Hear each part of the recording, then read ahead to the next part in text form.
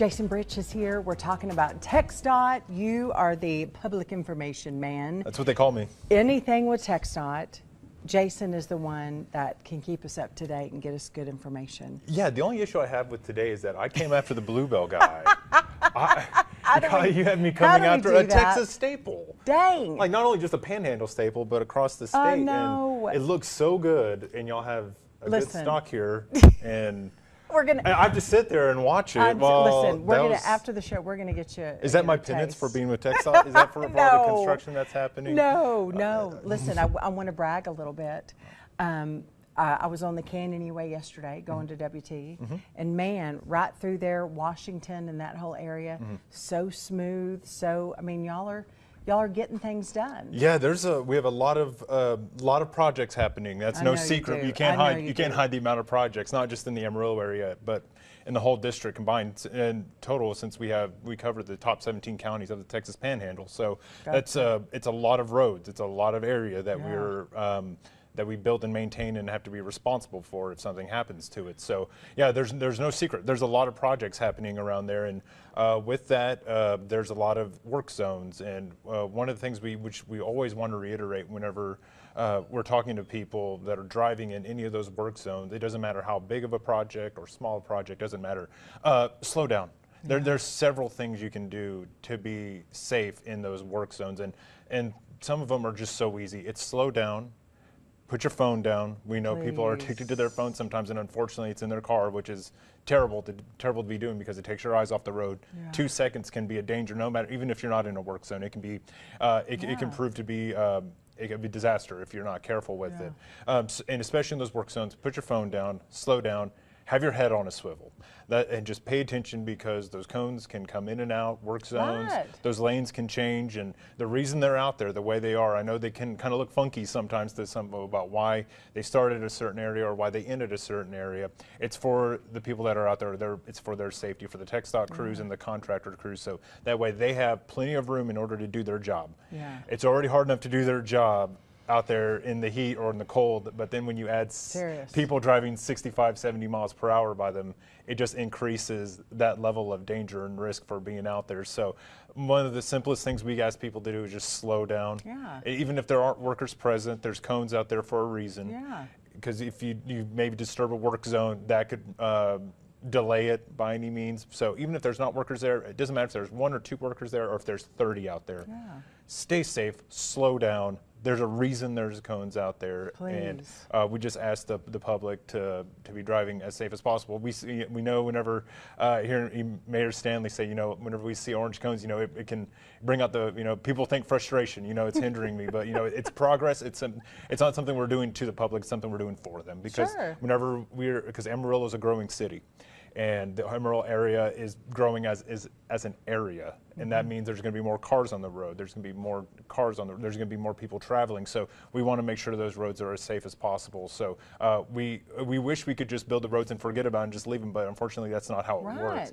You don't just buy something and put it out there and just leave it. It needs constant maintenance. It needs to be upkept, especially like I mentioned with the amount of cars that are going to be traveling on it. So we just wanted to really reiterate driving in those work zones. And something we also wanted to kind of put out there is intersection safety.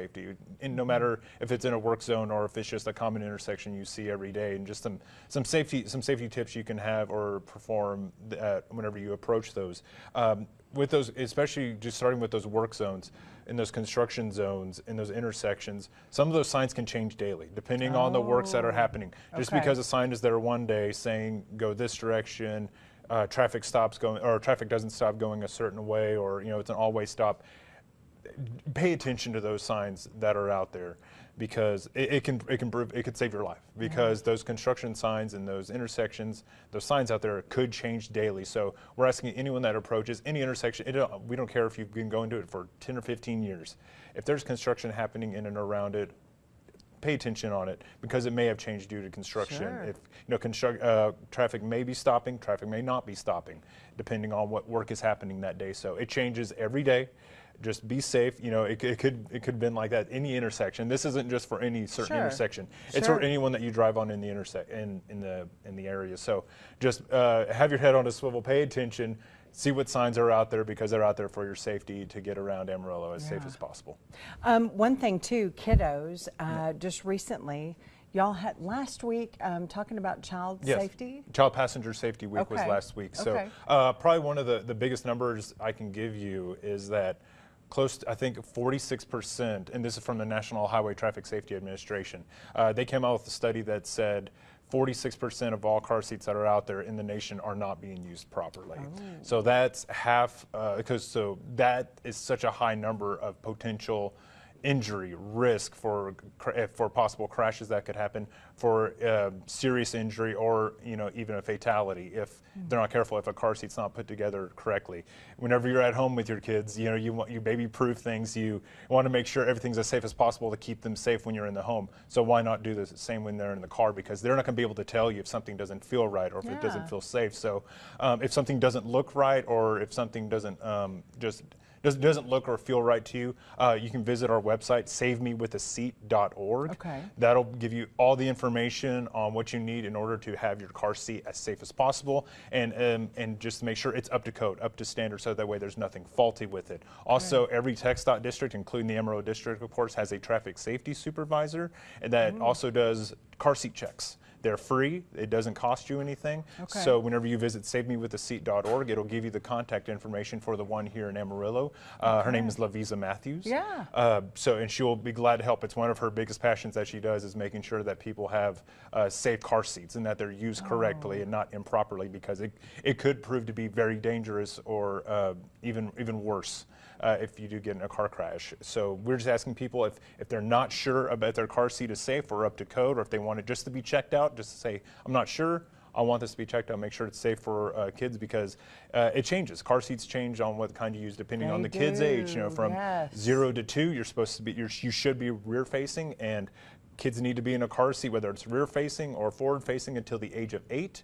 Or if they're at least 4 feet 9 inches tall. That is not something that TxDOT came out with. That is state law. State law. And so it doesn't matter if you hear from another family member or kid says, well, their family does this. He doesn't. No, it doesn't matter. It doesn't matter. It's state law. So, and you could face a $250 fine if your kid is not in the proper car seat, or if they're not buckled up, or if they're just not safe in the car. You could face a fine of up to $250. So we just want everyone to be aware of that. And just because the Child Passenger Safety Week has passed last week, that's a year-round thing. That's a year-round thing, that we want people to be as safe as possible when they have their kids in their cars with them. Please, please, please, little people, we love them so much. Want them to be safe. Absolutely. Thanks for coming. Absolutely. Thank you for having me. Next time I'll come after Dr. Pepper or something.